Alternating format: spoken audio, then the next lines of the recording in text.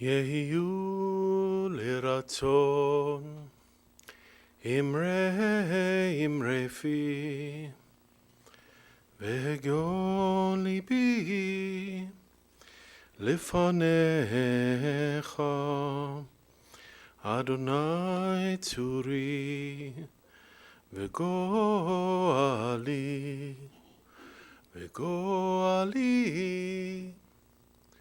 לפניך.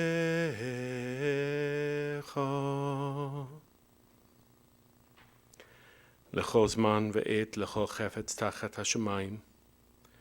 There is a season for everything. Time for each experience under heaven. A time to be born and a time to die. A time to plant and a time to uproot what is planted. A time to tear down and a time to build up. A time to weep and a time to laugh. A time to grieve and a time to dance. A time to throw stones and a time to gather them. A time to embrace and a time to pause from embracing. A time to seek and a time to lose. A time to keep and a time to discard. A time to tear, a time to sow. A time to keep silence and a time to speak. These are the times we gather. We gather these times to remember. El Harachamano, sweet God, you have taken a precious friend, a friend to nearly everybody in Cleveland. We gather together and raise our voices in prayer and in gratitude to the source of life, asking for comfort and strength and the power to move on. We need light during these darkened times. To whom to look if not the Creator of light? And we ask your help, O God. Be near us. Be with us. As in these moments, Karen's beloved family comes to terms with her loss. God, we see life now as through windows that open on eternity. But we see that Karen's love endures and her soul endures. As you, O God, will endure longer than grass that will wither, longer than flowers that will fade. Karen weaved a timeless pattern in our world, and it is because of her a dwelling place of love and glory. I invite you to join with me, if you wish, in the recitation of the 23rd Psalm. The Lord is my shepherd, I shall not want. He maketh me to lie down in green pastures. He leadeth me beside the still waters. He restoreth my soul. He guideth me in straight paths for his name's sake. Yea, though I walk through the valley of the shadow of death, I will fear no evil, for thou art with me. Thy rod and thy staff, they comfort me. Thou preparest a table before me in the presence of mine enemies. Thou hast anointed my head with oil. My cup runneth over. And surely goodness and mercy shall follow me all the days of my life, and I shall dwell in the house of the Lord forever. Amen. Ata imadi, thou art with me. The faith of the psalmist is echoed today in the feelings that I know are held deeply in the hearts of Karen's children, her sisters, her mom, all of her friends, her children, her dearest ones. Ata imadi, thou art with me. Thank you so much for being here. You should only know it means a great, great deal. The family invites you, if you wish, to continue to stand at their side and be with them, as at the conclusion of this service we continue with a service of interment at Lakeview Cemetery. Immediately following interment, the family will gather at the Agan family home at 25255 Cardington Road in Beechwood. They will continue with Shiva observances tomorrow, Tuesday, from 2 to 4 p.m., and from 7 to 9 p.m. And they invite you, if you wish, to honor Karen's life with a gift of tzedakah, that you do so generously to the Cleveland Animal Protective League. An address is found in the death notice that was printed in the paper. And of course, invite your continued gestures, condolence, your loving memories of this inimitable person in the days to come.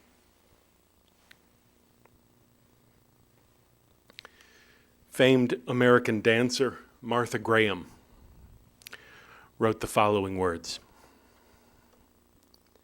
"There is a vitality, a life force, an energy, a quickening that translates through you into action.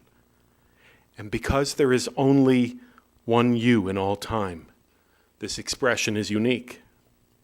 If you block it, it will never exist through any other medium. The world will not have it. It's not your business to determine how good it is, nor how valuable, nor how it compares with others. It is your business to keep it yours clearly and directly, to keep the channel open." I once read these secular ruminations of a dancer amidst the interpretive prayers in a Jewish siddur, in a prayer book. I imagined it was placed there to help any one of us trying, even through desperately hard times, to pray, to find some new way to express the affirmation we feel for the life force, the energy within us, our capacity to affect it, to affect others.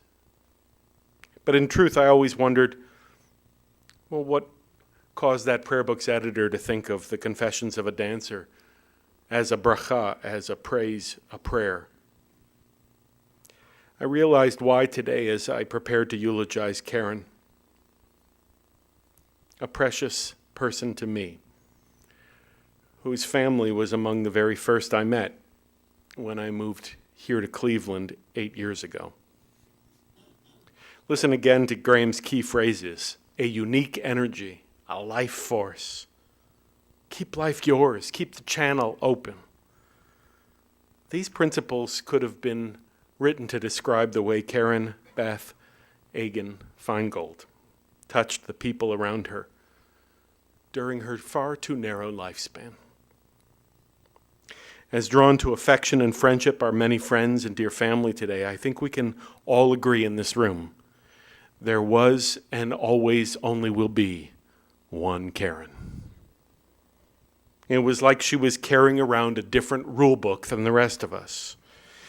Her rules distinctly help her to make so many of her days praise for life itself. She was far from perfect. She wasn't even aiming for that.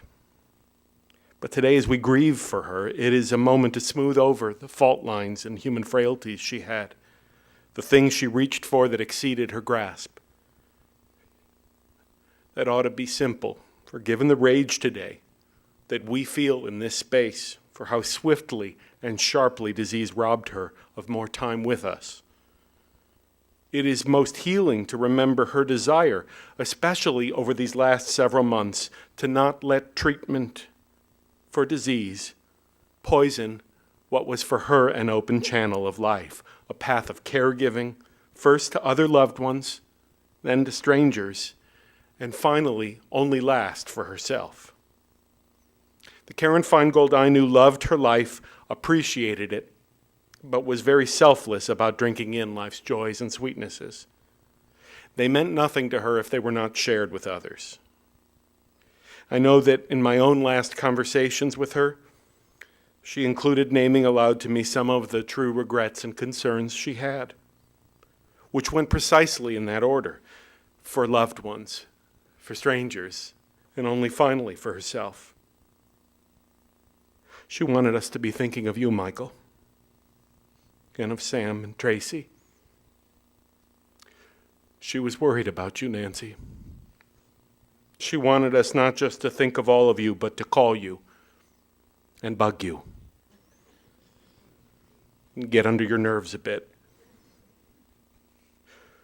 She wanted her life to remind us of the need to love and to love deeply. And Karen, I can attest to you, we are up to that task. We grieve today with Nancy as she sees what no parent should ever have to endure with their eyes: a casket carrying her child. It is backwards, and we know it hurts so deeply. We offer our collective sympathies to Michael, who for this moment all he can see is his grief. his love, the one whom he shared the very best part of the last 38 years together, has been unfairly taken from his arms. Karen and Michael's symbiotic energies brought such strength and support to others, and he's going to need our encouragement and our company in this period going forward. He told me yesterday morning that when Karen saw him across the room at a party in Cincinnati in 1980, she pointed at him and said to whoever was standing next to her, "I'm going to marry him." That story sounded familiar to me, and so I looked back at my notes last night, and I saw this is something of an Agan family tradition. In her third grade classroom at Taylor Elementary, Nancy spotted Earl, said, "He's cute, maybe I'll marry him." I'm pretty sure that as assertive as Nancy is, she didn't do what Karen did, though, which was walk over to her future husband's date and on purpose spill a cocktail all over her so that she could move in on her guy. And with the giggles, I can tell there isn't a person in this chapel who has any doubt about the veracity of that story or the chutzpah that she lived with and left to us. Karen relished being the one with drive to go whatever she wanted. Not always for her, often for others. And as the youngest child in her family of origin, she had a habit of expecting to get what she went after. Karen Beth Agan was Nancy and Earl's baby. Debbie and Sharon called her Sissy Poo. They liked to tease you, Karen, that you were adopted, just to watch you get upset. They remember you as many of us do, a social butterfly, who not only knew what was going on with everybody, but like a true Yiddish yenta, you'd get into all of our face about it. The thing Sharon and Debbie remember most about that story from University of Cincinnati is not how she found Michael, but that she got to drive Mom's Monte Carlo with her to school, spoiled by not having to drive around in something they called the Spiffmobile. They also remembered something that began in her childhood with her sisters, but that followed her throughout her life into adulthood as a wife, a mother. It was that whatever fights they ever had, Karen had a tremendous capacity to start the next day as an open channel. Clear what it was, a new day, a new opportunity to enjoy, to have fun, and to let go of any grudges others might hold on to. She modeled that for her in-laws and nieces and nephews. Today it's most difficult for Harvey and Sharon and their kids, Jeremy and Ryan. A true struggle for Debbie and David, their kids, Brian and Greg and his Cindy, their grandkids, Emily and Roxy. Or for Lisa and her Gary and their kids, Gregory, Matthew and his Melissa. All of them are having difficulty articulating just how special the presence of Aunt Karen was in their lifetimes. Jeremy did his best when he spoke to me about how Karen could reach him the way nobody else could. It was like she knew she had a special permission slip to cross all the boundary lines and get right up to his face and give him a hard time, but always about things he needed to hear. A great Jewish sage whose example I appreciate as a rabbi once taught that each day I, not events, determine whether I will be happy today. Yesterday is dead, tomorrow not yet arrived. I have just one day, and I'm determined to be happy in it. That Jewish sage's name was Groucho Marx. He taught with his words what filled his best-known acts in life, that you'd better be able to laugh at yourself if you're not going to cry. This was the kind of example that Karen set for her babies. Samantha certainly knew that each tomorrow was an opportunity to start again with her mom and look at life, look at it with laughter. And certainly so do Tracy and her Drew know that lesson, although Karen would want us to call him Dreamy Drew for unnamed reasons. They knew that even as their mom hurt so deeply, because cancer was in the way of her following them deep into their adult lives, that they were on notice, that the stories of their mom's life to share with future grandchildren were not to be drawn from hospital beds and treatment rooms, where Karen spent too much time recently. No, Karen wanted them and all of us to tell of times we got into trouble with her, times she gave us permission to misbehave, times when, at the very least, we felt freedom to live on our own independent terms.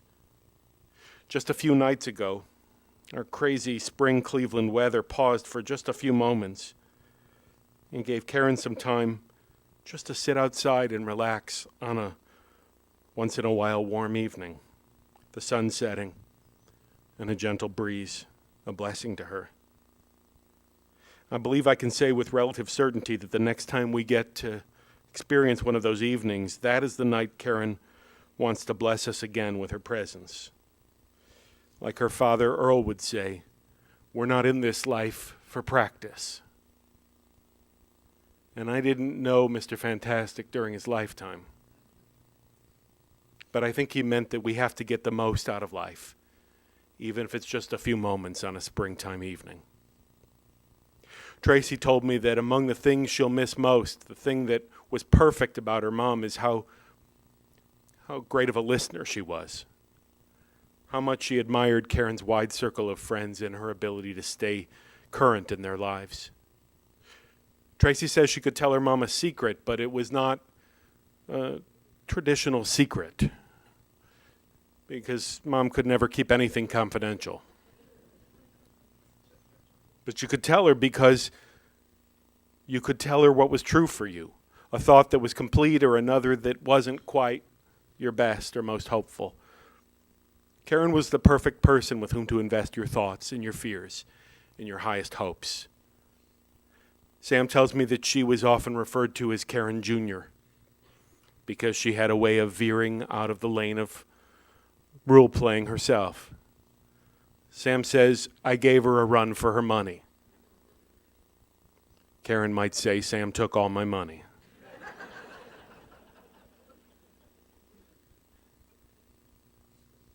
She admits she didn't respect curfew as a teenager. She tells me that she learned from a gentleman named Larry, who I'm staring at right now, how to give someone the middle finger when she was just a little girl. Something she used to signal in her mom's direction many times. But she admits the knowledge that she knew no matter how far she was pushed, her mom would always, always have her back. Karen's brother-in-law, David, who's known her since she was just a little kid, told me that he always admired how Karen seemed to know not to take life too seriously. This philosophy allowed her to make many friends, keep them, and enjoy them. He went further to tell me a story in an email that he wrote to me earlier this weekend. David wrote, I met Karen 46 years ago as I called upon her sister Debbie at their Beechwood home for our first date. Karen was 12, playful, funny, silly, and teasing of Debbie for dating an older guy. Under the curfew of Earl and Nancy, Debbie and I only had time to see Fiddler on the Roof at the Colony Theater before heading back to Cardington Drive, where I'd ask for a rain check for dinner and a second date. There was Karen, awake, peering out the windows to see whatever she could see, as Debbie and I walked to the front door at 11. Over time, I came to learn that Karen was eavesdropping on each and every phone call between Debbie and I, and that she tracked our movements in the house when I visited. As I continued dating Debbie, Karen became comfortable teasing me because I did not give Debbie a goodnight kiss on our first date. That was among other shenanigans she had up her sleeve. I pause in David's comments to just say there simply isn't a person who knew Karen that considers it at all preposterous that she could be guilty of such a crime. She could have been eavesdropping on conversations last Thursday as much as she did when she was 12. She gave all of us that kind of permission to walk across the lines, see what happens. David adds, why did I tell you this story? It's not that she didn't remind me at least 100 times over the years that I didn't kiss her sister on the first date, but rather it's because of how the story speaks to the essence of Karen. Fun-loving, mischievous, funny, sweet, unpretentious, caring, loyal, a deeply loving friend and family member. He writes, Karen had a genuine heart of gold that will forever shine in my memories. Friends, that idea of our spirits immortally shining on our loved ones has found its way into just about every theory amongst the Jewish people of what happens after our lives. Philosophers and poets and rabbis and mystics have all posited ideas of where we go, what happens to our spirit after we live. Among the most poignant are the words of a young woman named Hannah Senesh, a poet who was also a brave Hungarian young woman who escaped the Nazis in her country, only to return as a paratrooper from the state of Israel, dropped back into her native country. Hannah Senesh too died at an early age, much too early, but not before she wrote the following words. Yesh kochavim, she'oram magia arza, רק כאשר הם עצמם עבדו ואינם. There are stars up above, she wrote. So far away we only see their light, long after the star itself is gone. And so it is with people we've loved. Their memories keep shining ever brightly, though their time with us is done. Yet the stars that light up the darkest night, these are the lights that guide us as we live our days. These will be the ways we remember. Amen.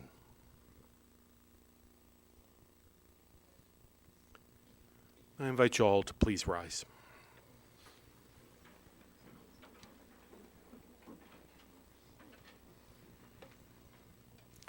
El male rachamim, שוכן במרומים, חמצי מנוחה נכונה, תחת כנפי השכינה, עם קדושים וטהורים, כזוהר הרקיע מזכירים, את נשמת קרן בת שבע, בת אליעזר ורב, שהלכה לעולמה, בעל הרחמים יסתיריה בסתר כנפיו לעולמים, ויצרור בצרור החיים את נשמתה. אדוני הוא נחלתה, ותנוח בשלום על משכבה, ונאמר Amen. God, full of compassion, eternal Spirit of the universe, grant rest in your sheltering presence to our Karen. She has entered eternity. God of mercy, let her find refuge now. Let her find rest in the shadow of your wings. Let her soul be bound up with the bond of everlasting life. God, you are her inheritance and she yours. May she rest in peace. Amen.